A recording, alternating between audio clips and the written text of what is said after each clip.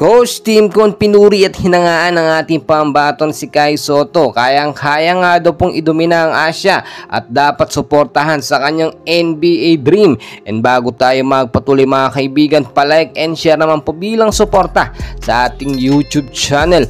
Well mga kaibigan, pinag-uusapan at trending ngayon ang ating pambato na si Kai Sotto dahil sa kanyang napakagandang performance na naipakita sa naging laban ng Gilas at ng Chinese Taipei. Well mga kaibigan, hindi lang kasi basta tambak ang naibigay ng Gilas sa Chinese Taipei. Halos kalahati pa ng score natin, no? 106 to 53 ba naman, no, ang naging score ng laban kahapon. Si Kai Sotto natin, napakaganda ng performance, talagang unbelievable at hindi po yun inaasahan. Ito yung sinasabi natin na literal na ginulat ni Kai Sotto. Hindi lang ang mundo, ang Chinese Taipei din, no? Hindi sila makakapaniwala. Kahapon po ang stats ng ating pambato, naka 18 points with 10 rebounds, 3 blocks and 5 assists. Ang haba din po ng minuto na naitala ng ating pambato na si Kai Sotto. At sinabi din po ni Kai, no, sa kanyang interview, no, basta nagtitiwala sa iyo ang coach at binibigyan ka ng mahaba at maayos na minuto sa paglalaro, ay ma-showcase at lalabas talaga ang tunay na galing. Kaya naman ganun na nangyari kahapon, na ilabas ni Kai Sotto ang kanyang tunay na galing sa laban ng Gilas at ng Chinese Taipei. Kung titignan ninyo, hindi kinakabahan si Kai Sotto mga kaibigan.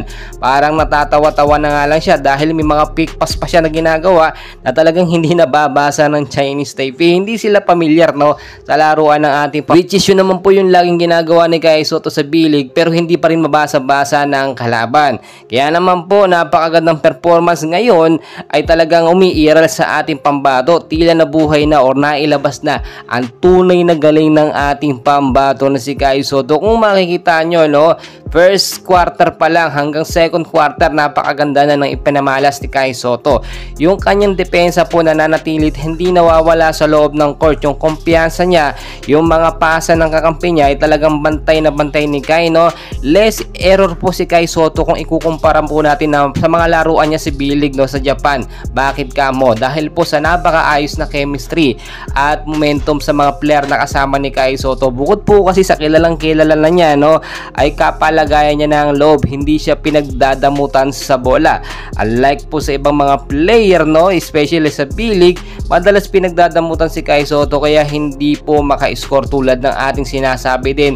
Dapat talaga hindi nawawala or dapat laging naibababad sa depensa si Kai Sotto dahil doon hindi makakapuntos ang kalaban mga kaibigan. Lagi nabablocks or nasusupal-pal ni Kai Sotto kapag may i-score or may titira sa malapit sa kanya. Hindi kasi nila tansyado yung tangkad ng talon ni Kai Sotto. Bukod po sa 7-footer na si Kai Sotto, no, ay talagang malakas din yung tumalon mga kaibigan. Kapag binigla niya po ang kanyang pagtalon, ay talagang sigurado hindi papasok or masusupalpal yung bola. At napansin din natin, napaka-agresibo na ng galon ni Kai Sotto. Kayang-kayang makipagbalyahan.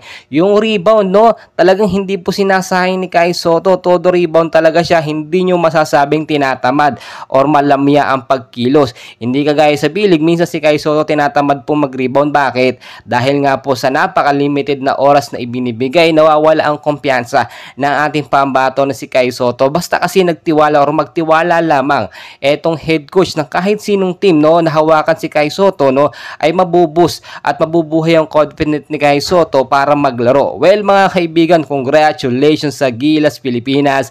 Suportahan pa rin natin sila sa mga susunod na laban nila, and please don't forget to like and subscribe. Maraming